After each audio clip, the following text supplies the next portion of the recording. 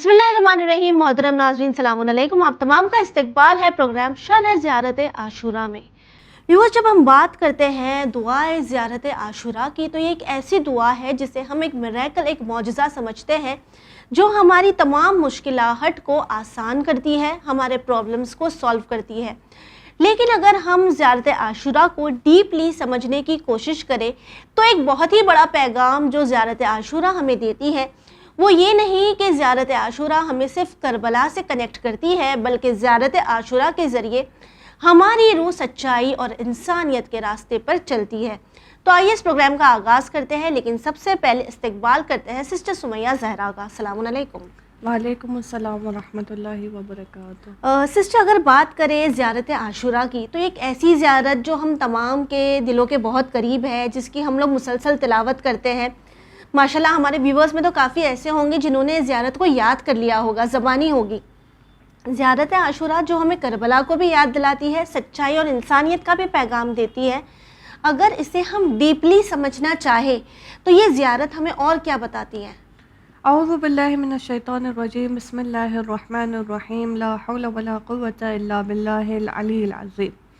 ज़ियारत आशूरा एक ऐसी ज़ियारत है कि जो हम बहुत ज़्यादा पढ़ते हैं। तो अगर हम बात करें दुआएं जो ज़ियारत आशूरा में हैं, तो टोटल 12 दुआएं ज़ियारत आशूरा में हैं कि जिन्हें हम बहुत ज़्यादा पढ़ते हैं। तो इंशाल्लाह इन एपिसोड्स में हम इनकी शरह करेंगे कि ये दुआओं में दरअसल हम क्या मांग रहे हैं, हम इसमें क्या चीज़ तलब कर रहे हैं और किस तरह से इन दुआओं तक हम पहुँचे। जैसे कि हम दुआ करते हैं अल्लाहुम्मा अजअलनी इंदक वजीहम बिल हुसैन, तो ये वजीहम बिल हुसैन क्या है और किस तरह से इसको हासिल किया जाए। तो ये हमारी खुश नसीबी है कि हमारे मनाबे में, हमारी मफाती में इतनी सारी दुआएं मौजूद हैं, बहुत सारी खूबसूरत दुआएं हैं, इरफानी, एतक़ादी, तौहीदी, अखलाक़ी, बहुत सारी दुआएं हैं। और कुछ ज़ियारत तो ऐसी हैं कि जिसमें सलाम कम है, मतलब ज़ियारत अमीनुल्लाह में हम 2 से 3 मरतबा सलाम करें और बाकी जो हैं दुआएं हैं। तो ज़ियारत आशूरा भी एक ऐसी ज़ियारत है कि जिसमें 12 दुआएं मौजूद हैं और ये दुआएं तरबियती भी हैं, अखलाक़ी भी हैं। और इंशाअल्लाह हम कोशिश करेंगे कि इसके पैगाम को, यानी इन दुआओं के पैगाम को आप तक पहुँचाए।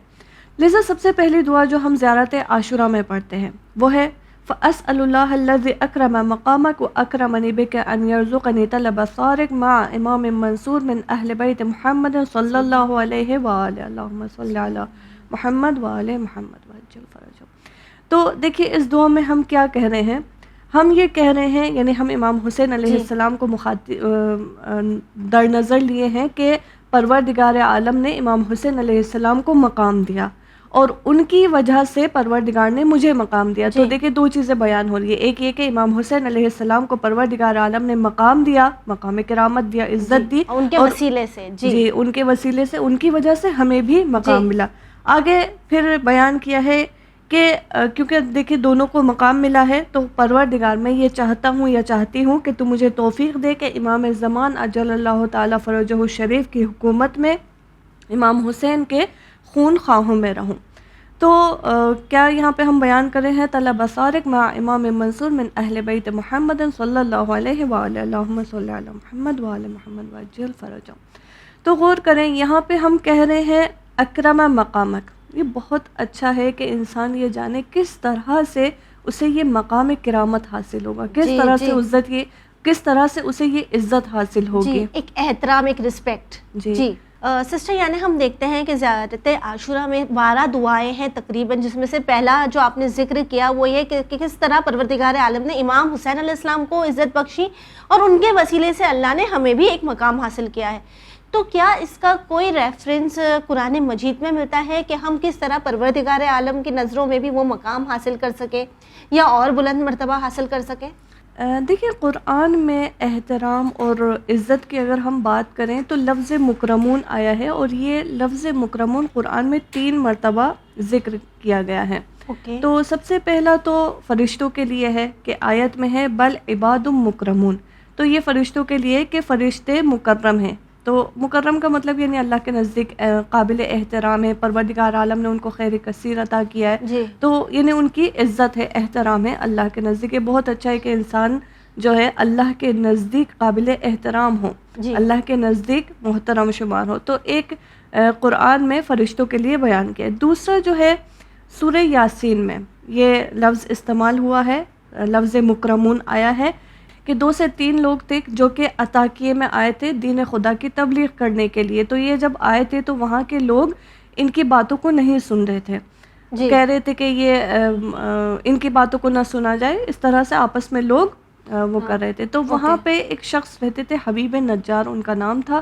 تو یہ حبیب نجار لوگوں میں آ کے کہتے ہیں کہ نہیں، یہ حضرت عیسیٰ علیہ السلام کی جانب سے آئے ہیں اور یہ تبلیغ دین کر رہے ہیں، ان کی باتیں ٹھیک ہیں، ان کی باتوں کو سن لو. قرآن کی آیت میں ہے کہ وَجَاءَ مِنْ أَقْصَى الْمَدِينَةِ رَجُلٌ يَسْعَىٰ قَالَ يَا قَوْمِ اتَّبِعُوا الْمُرْسَلِينَ.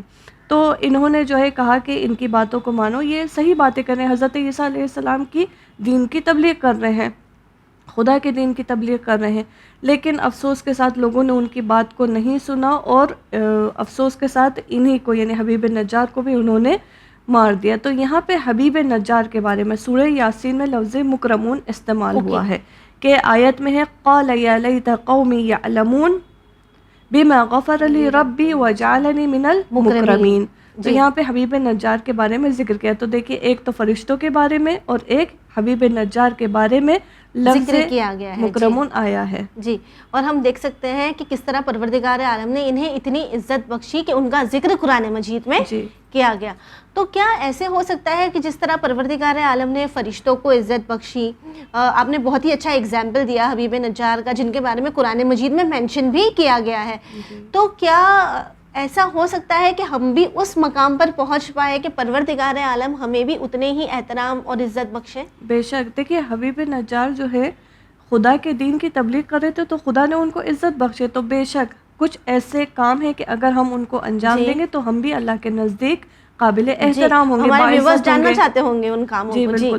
تو ہم نے کہا کہ فرشتے جو ہیں اللہ کے نزدیک مکرم ہیں، حبیب نجار مکرم ہے، اور یہ تو بخوبی سبھی جانتے ہیں کہ انبیاء علیہم السلام، اہل بیت علیہم السلام اللہ کے نزدیک کتنے باعزت شخصیت ہیں کہ ان کے بارے میں ایک روایت بہار الانوار کی جلد 99 صفحہ نمبر 150 میں ہے الائمۃ الراشدون المہدیون المعصومون المکرمون. تو دیکھیے اہل بیت علیہم السلام کی بھی یہاں پہ کتنی فضیلت بیان کی ہے کہ اللہ کے نزدیک کتنے باعزت اور احترام والے.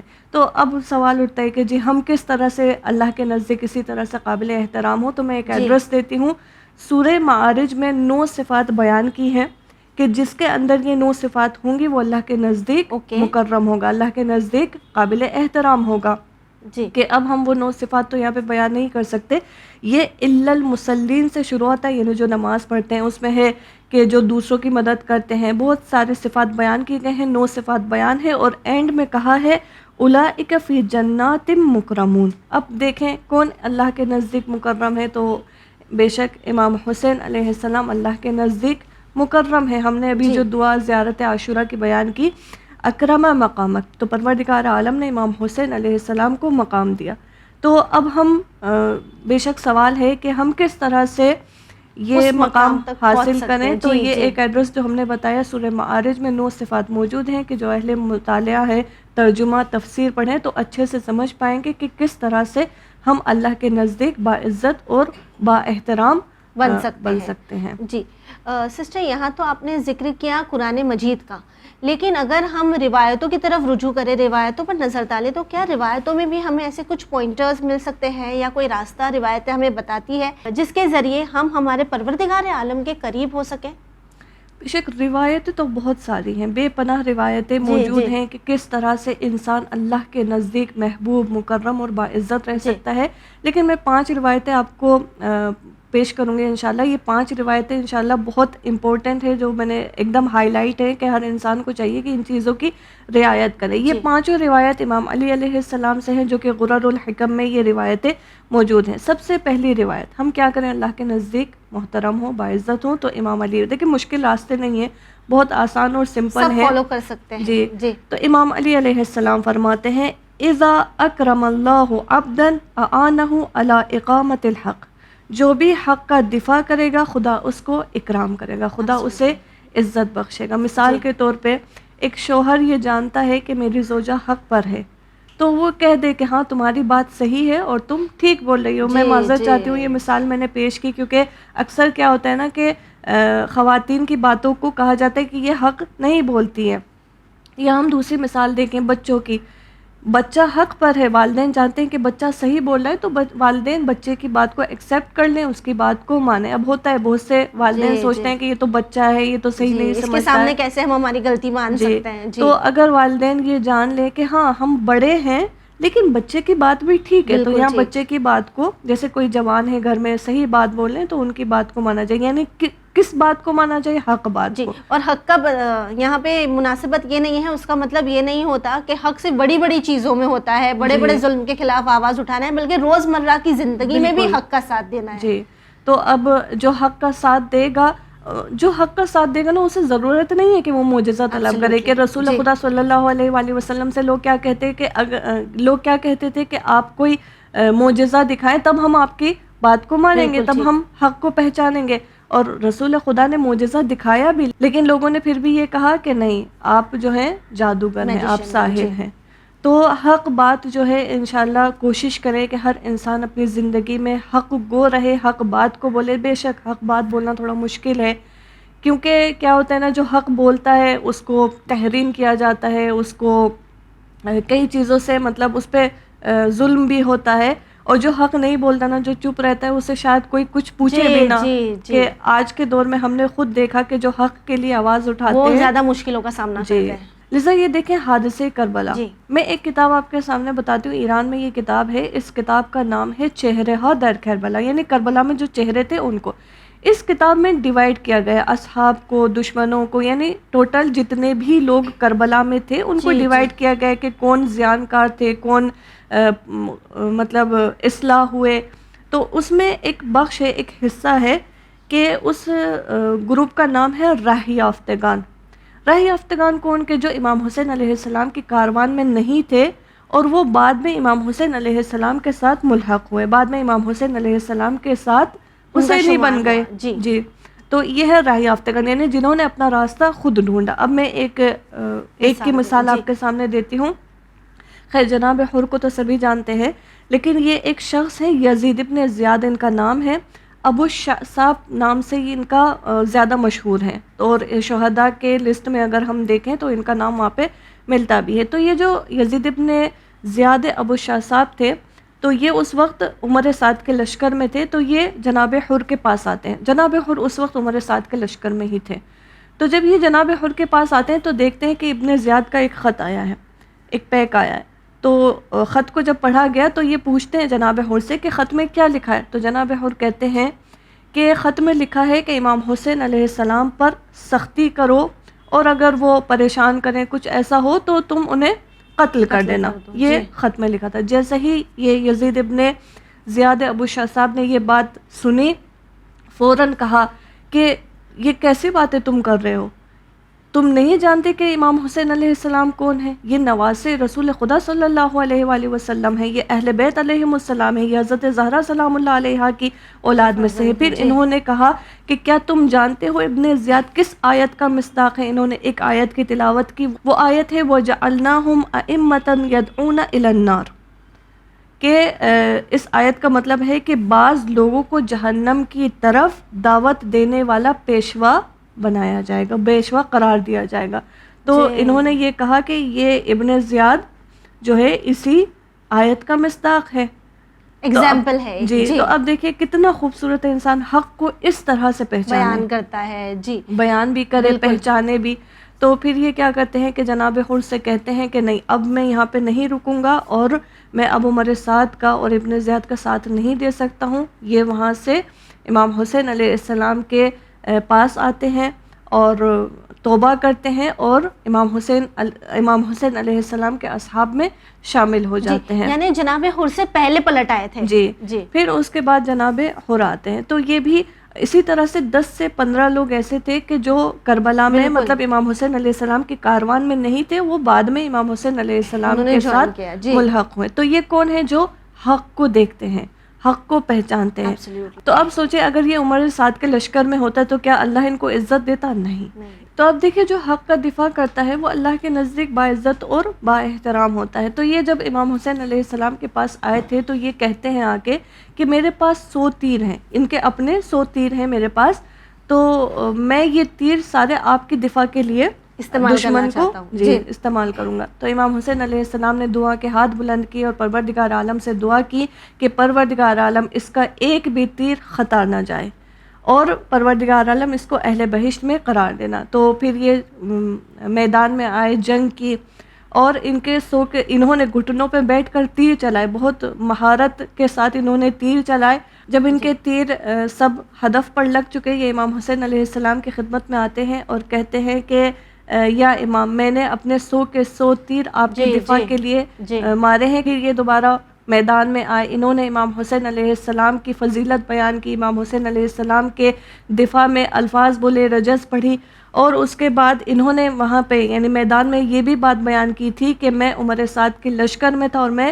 عمر سعد کو چھوڑ کے میں امام حسین علیہ السلام کے ساتھ آیا ہوں. پھر یہ جو ہے بہت انہوں نے پھر تلوار سے جنگ کی، اپنا دفاع کیا، اور پھر شہادت کے والا مقام تک پہنچ گئے. اور یہ ان کی فضیلت اتنی کہ امام زمان اجل اللہ تعالیٰ فرجہ الشریف زیارت ناہیہ میں ان کو سلام کرتے ہیں. کیا ہے؟ السلام علی یزید ابن زیاد. وہاں پہ یہی ابو شاہ صاحب کو ذکر کیا ہے. تو جو حق بولتا ہے، حق اور حقیقت کو بولتا ہے، جو ہم نے امام علی علیہ السلام کی جو ابھی روایت بیان کی، کیا کہ اذا اکرم اللہ عبدا اعانہ علی اقامت الحق، جو بھی حق کا دفاع کرے گا خدا اس کو اکرام کرے گا، خدا اس کو عزت بخشے گا. جی ایبسلیوٹلی. اور یہ ایک بہت ہی بہترین مثال تھی اس چیز کی. میں ایک اور واقعہ آپ کی خدمت میں پیش کروں. سورہ نمل میں آپ اگر دیکھیں، وہاں پہ ملکہ بلقیس کے بارے میں ذکر کیا ہے کہ ملکہ بلقیس کے پاس حضرت سلیمان علیہ السلام کا خط آتا ہے. تو جب خط آتا ہے تو یہ جو ملکہ سبا، ان کا نام بلقیس تھا، جنہیں کہ ہم کوئین آف شیبا کہتے ہیں. جی. تو ان کے پاس جب یہ خط آتا ہے تو یہ جو ہے اپنے مشاوروں کو جمع کرتی ہیں کہ ڈیسیجن لیا جائے کہ کیا کیا جائے. اب دیکھیں، میں یہاں پہ بیچ میں ایک بات بولوں کہ کہا جاتا ہے کہ خاتون کی باتوں کو مطلب خاتون سے مشورت نہیں لینی چاہیے، خاتون کی باتوں کو اگنور کر دینا چاہیے. لیکن دیکھیے مولا علی کی حدیث بھی کافی بار لوگ جو سمجھتے نہیں ہیں وہ اکثر کہتے ہیں کہ عورت ناقص العقل ہے. جی.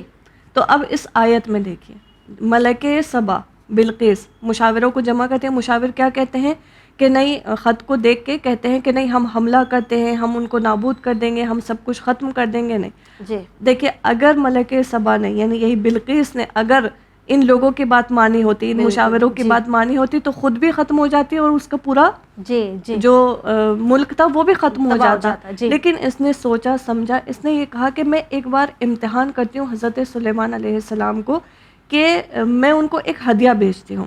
اگر انہوں نے میرا ہدیہ ایکسیپٹ کر لیا اور اپنے پاس رکھا، اس کا مطلب یہ کہ وہ دنیا طلب ہیں، وہ جو ہے شہرت مقام کے چکر میں ہیں. انہوں نے ہدیہ بھیجا اور حضرت سلیمان علیہ السلام نے اس ہدیے کو ریجیکٹ کر کے واپس بھیجا. جیسے ہی واپس آیا تو یہ خود حضرت سلیمان علیہ السلام کے پاس آتی ہے اور کہتی ہے ظلمت نفسی.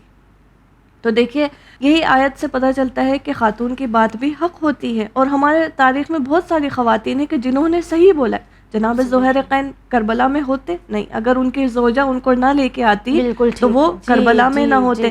یا ہم حضرت زینب سلام اللہ علیہا کو دیکھیں، اگر وہ نہیں ہوتی تو کربلا ہم تک پہنچتی ہی نہیں. پیغام کربلا ہم کیسے حاصل ہوتا؟ یہ ہمیں کیسے پتہ چلتا کہ کربلا کی خوبصورتیاں کیا ہے کہ انہوں نے ابن زیاد کے دربار میں فرمایا ما رأیت الا جمیلا. تو خواتین کا بہت اہم کردار ہوتا ہے کہ وہ حق اور حقیقت کو بہت اچھے سے سمجھتی ہیں، پہچانتی ہیں اور لوگوں تک پہنچاتی ہیں. تو لہذا قرآن میں یہ ہے کہ جو حق اور حقیقت پر پابند ہوتا ہے، مطلب بولتا ہے، حق کے لیے بولتا ہے، وہ اللہ کے نزدیک قابل احترام ہوتا ہے. تو ایک یہ دوسری روایت یہ بھی امام علی علیہ السلام سے ہے کہ امام علی علیہ السلام فرماتے ہیں من اہانا نفسہ اکرمہ اللہ، جو بھی اپنے نفس سے جنگ کرے گا خدا اس کو اکرام کرے گا. دیکھیے، انسان کے اندر دو بود ہوتے ہیں، ایک فطرت ہوتی ہے اور ایک طبیعت ہوتی ہے.